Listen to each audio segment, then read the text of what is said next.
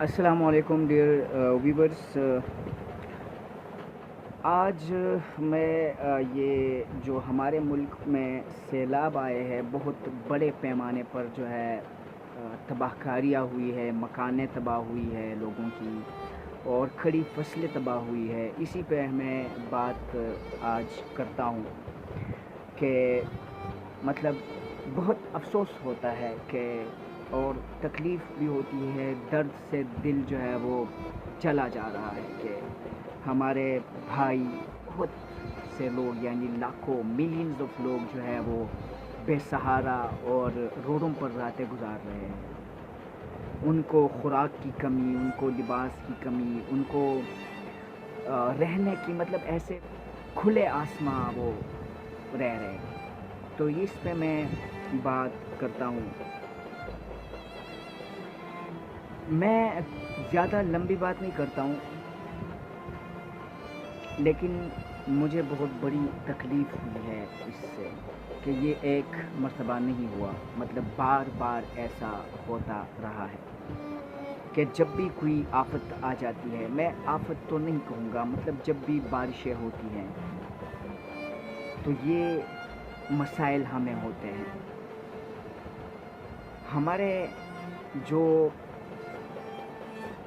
حکمران ہے، حکمران سے میری مراد جو ہے وہ لوکل حکمران بھی ہے، اور جو وفاق ہے یا صوبائی حکومتیں ہیں وہ بھی ہیں.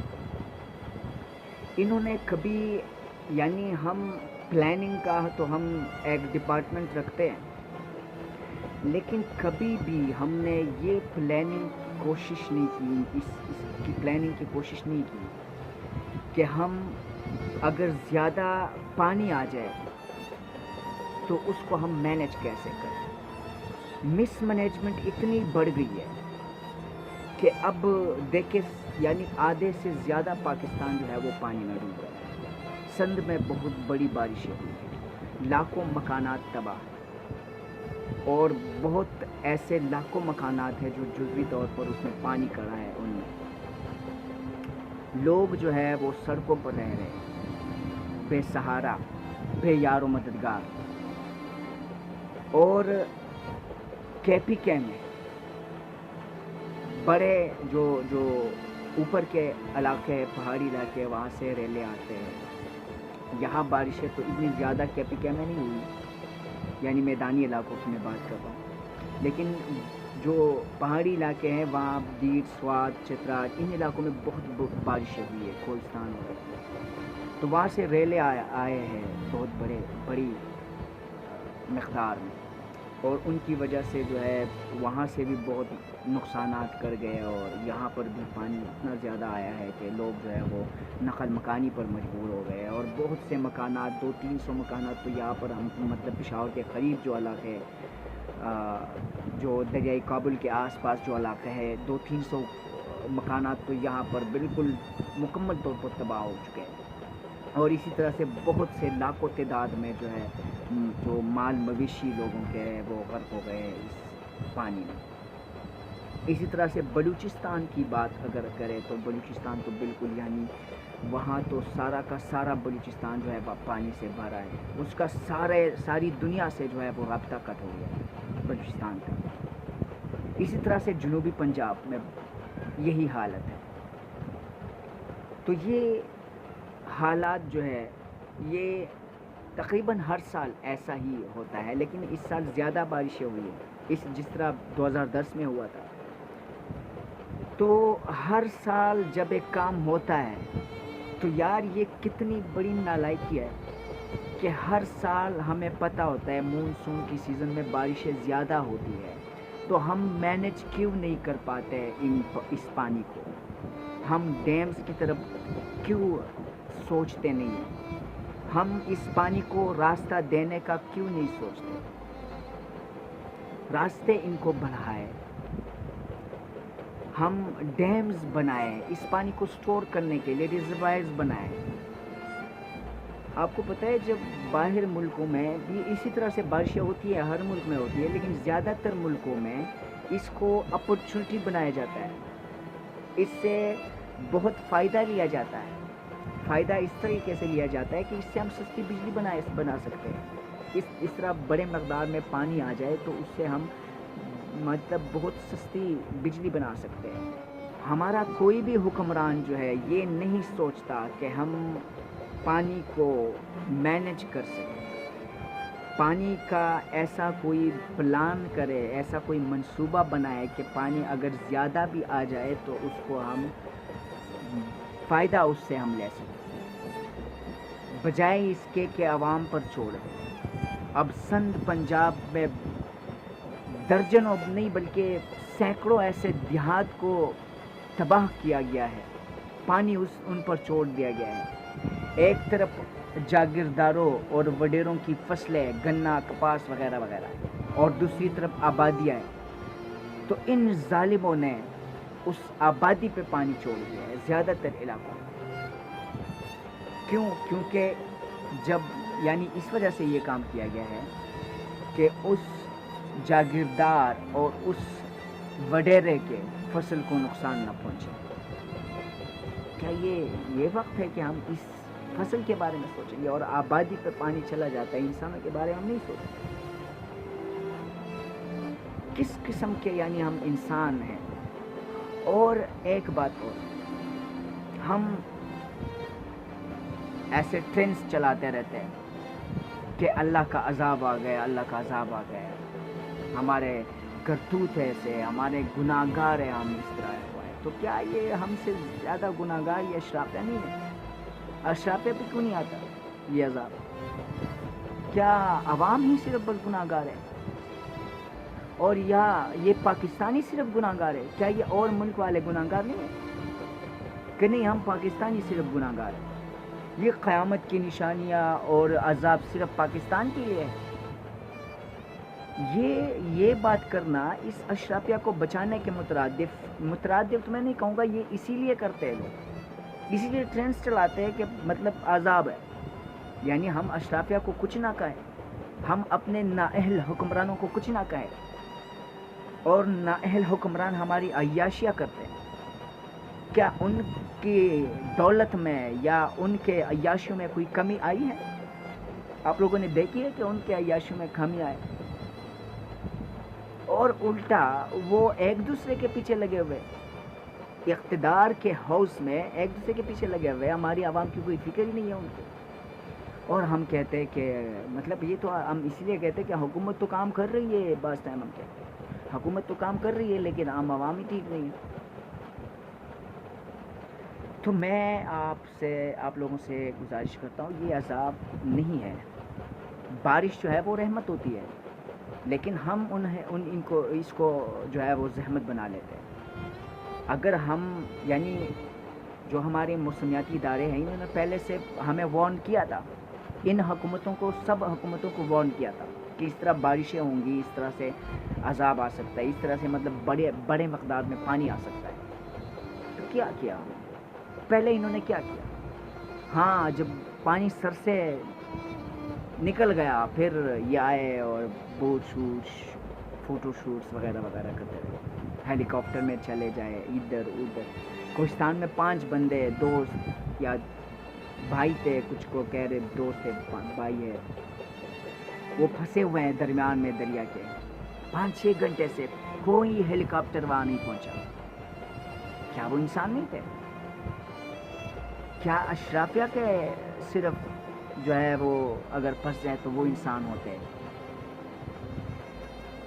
یہ اور ان کو بچانے کے لیے ہم کہتے ہیں عذاب ہے. مجھے میری اپنے پاکستانیوں سے گزارش ہے کہ خدا را سیلاب زدگان کی مدد کیجیے. اب آئے تو آیا ہی ہے نا، آفت بند تو گیا ہے، تو ہمیں پاکستان کو، حکومت کو چاہیے کہ آفت زدہ قرار دیں، اور ہم عوام کو چاہیے کہ بڑھ چڑھ کر مدد کریں. اور پھر یہ میں عوام سے کہہ رہا ہوں، اور حکمرانوں کو بھی چاہیے کہ اپنے جیبیں بھی خالی کریں، اپنے جیبوں سے بھی کنٹریبیوشن کریں. صرف عوام سے نہ کہے کہ چندہ دے. کیا صرف عوام ہی چندہ کے لیے ہوتی ہے؟ آپ خود بھی اپنی جیب سے پیسے خرچ کریں.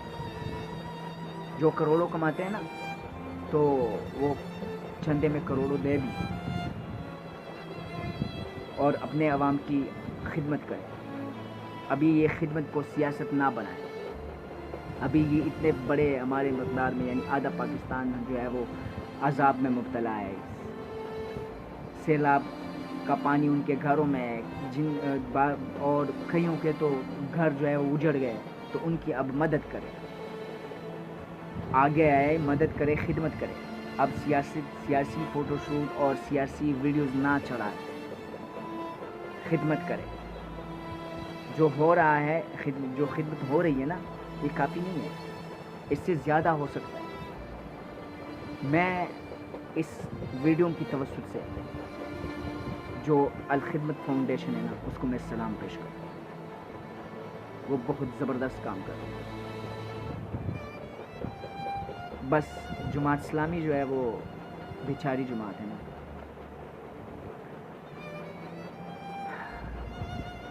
پاکستان میں اس کو جس نظر سے دیکھا جاتا ہے تو یہ ہمارے پاکستانیوں کی ایک بہت بڑی بد نصیبی ہے.